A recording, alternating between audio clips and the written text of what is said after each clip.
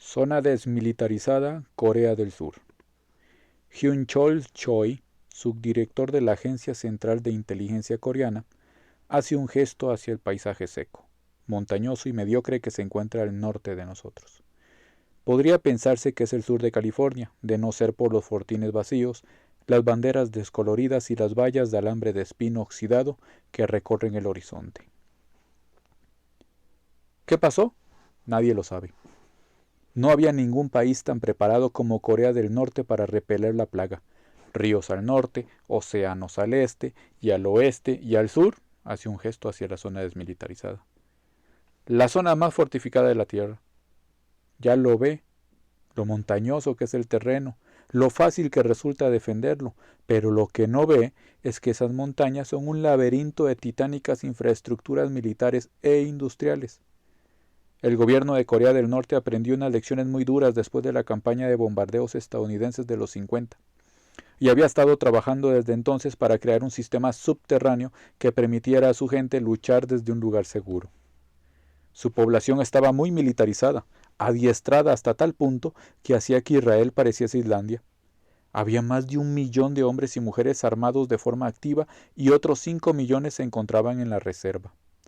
En más de un cuarto del total de la población, por no mencionar que casi todos sus habitantes habían pasado por entrenamiento militar en algún momento de sus vidas.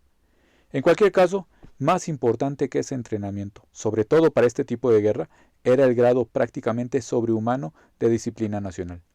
Los norcoreanos eran adoctrinados desde pequeños para creer que sus vidas no valían nada, que solo existían para servir al Estado, a la revolución y al gran líder. Podría decirse que es el polo opuesto de lo que experimentamos en Corea del Sur. Nosotros éramos una sociedad abierta, no nos quedaba más remedio, porque el comercio internacional era nuestra vida. Éramos individualistas, quizá no tanto como ustedes, los estadounidenses, pero también teníamos protestas y disturbios públicos más que de sobra. Se trataba de una sociedad tan libre y fracturada que apenas conseguíamos poner en acción la doctrina Chang durante el Gran Pánico. Aquel tipo de crisis interna habría sido inconcebible en el norte.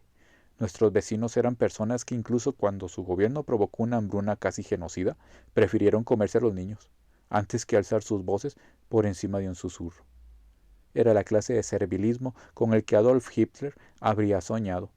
Podías coger a un ciudadano, dejarlo desarmado, o darle una pistola o una roca, señalarle a los zombis que se acercaban y ordenarle que luchase. Y lo haría sin rechistar, ya fuese la mujer más anciana o el bebé más pequeño. Era un país creado para la guerra, organizado, preparado y a la espera desde el 27 de julio de 1953. Si uno quisiera inventarse un país capaz no solo de sobrevivir, sino de triunfar sobre el apocalipsis al que nos enfrentábamos, ese sería la República Democrática Popular de Corea.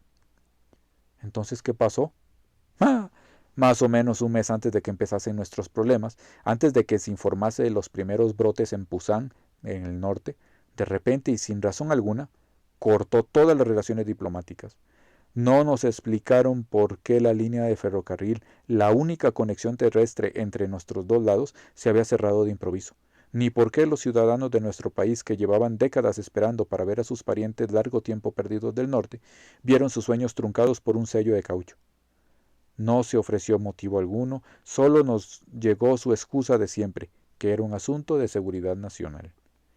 Aunque muchos estaban convencidos de que era el preludio de la guerra, yo no. Siempre que el gobierno había amenazado con violencia, había sonado las mismas alarmas, pero en aquel caso, ni los datos de nuestros satélites ni los de los satélites estadounidenses mostraban intenciones hostiles. No había movimientos de tropas, los aviones no repostaban, no se desplegaban aviones ni submarinos.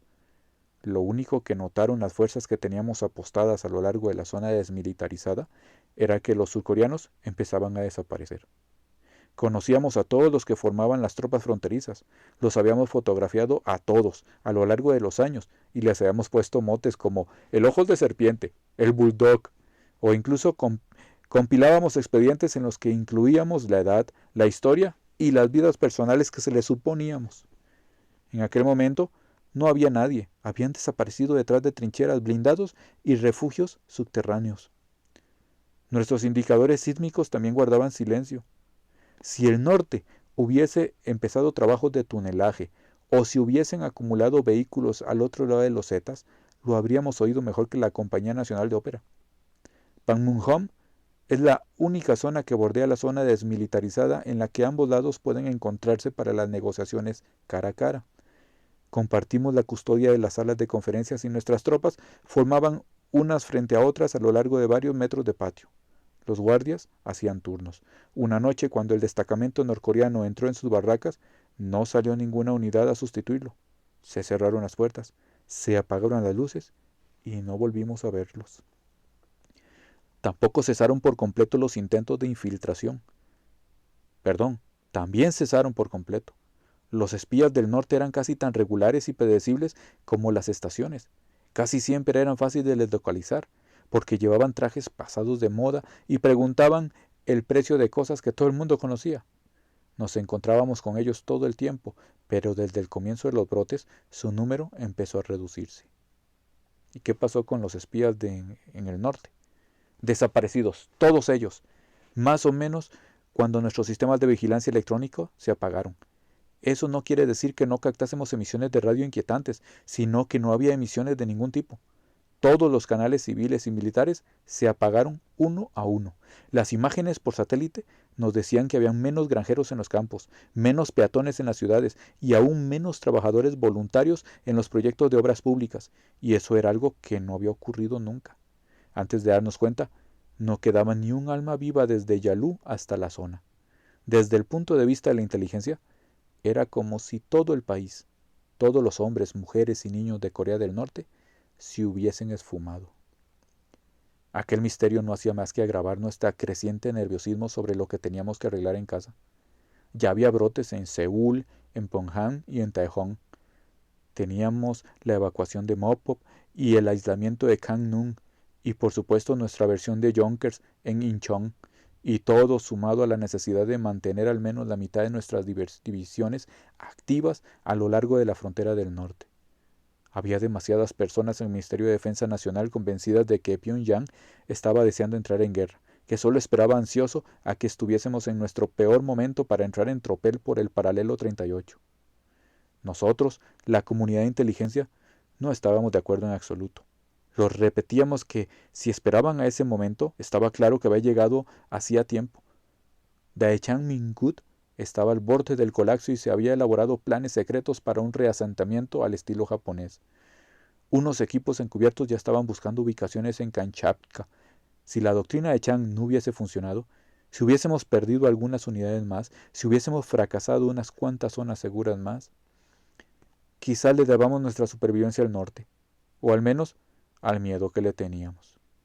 Mi generación nunca lo vio realmente como una amenaza. Estoy hablando de los civiles. Claro, de las personas de mi edad que lo consideraban una nación retrasada, muerta de hambre y fracasada. Mi generación había crecido en paz y prosperidad. Lo único que temían era que se produjese una reunificación como la alemana que nos trajese a millones de excomunistas sin hogar en busca de limosna. No era el caso de las generaciones que nos precedían, nuestros padres y abuelos, los que vivieron con el fantasma de una invasión real, sabiendo que las alarmas podían sonar en cualquier momento, que las luces podían apagarse y que entonces los banqueros, maestros y taxistas tendrían que coger las armas y luchar para defender su hogar. Sus corazones y mentes siempre estaban vigilantes y al final fueron ellos, no nosotros, los que levantaron el espíritu nacional. Sigo insistiendo en hacer una expedición al norte, pero siempre me rechazan diciendo que todavía queda mucho por hacer en casa. El país sigue en estado desastroso. También tenemos nuestros compromisos internacionales, sobre todo la repatriación de nuestros refugiados en Kyushu.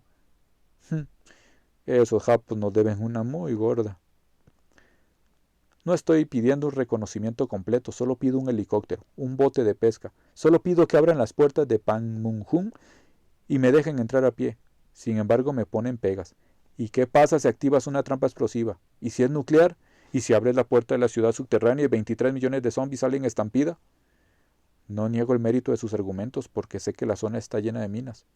El mes pasado, un avión de carga que se acercaba a su espacio aéreo fue derribado por un misil tierra-aire. Lo había lanzado un modelo automático de esos diseñados como arma de venganza en caso de que ya no quede nadie vivo.